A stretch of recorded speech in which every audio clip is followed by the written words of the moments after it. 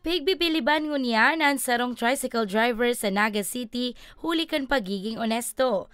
An napurot kaya kaining wallet, dahil kay ni sinadiri, kundi personal pa kaining pig turnover sa PNP.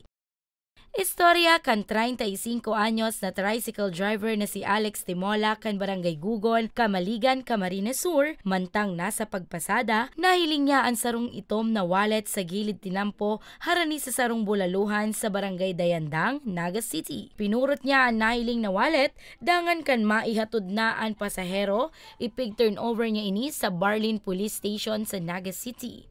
Medyo nakakapano ko tatay ko parang kung saan ko i-surrender. Inapunan ko po, ako po, nagta-tricycle na po. Tigapunan ko muna po si boss ko. Sabi ko, boss, may napurot nga ako kung wallet. Saan ko po pwede ning i-surrender? Kasabi ko, ito po kayang ID nakalag duman na number. Dahil ko man po nga ako makontak.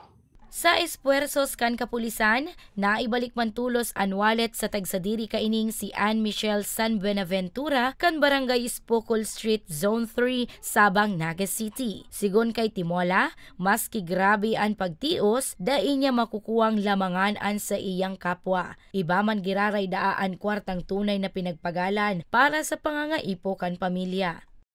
Araw po kayan, siyempre, mati taman po kayang pag nauluang kita, grabing isip ka na concern na araw kang grabe pangangaipo man.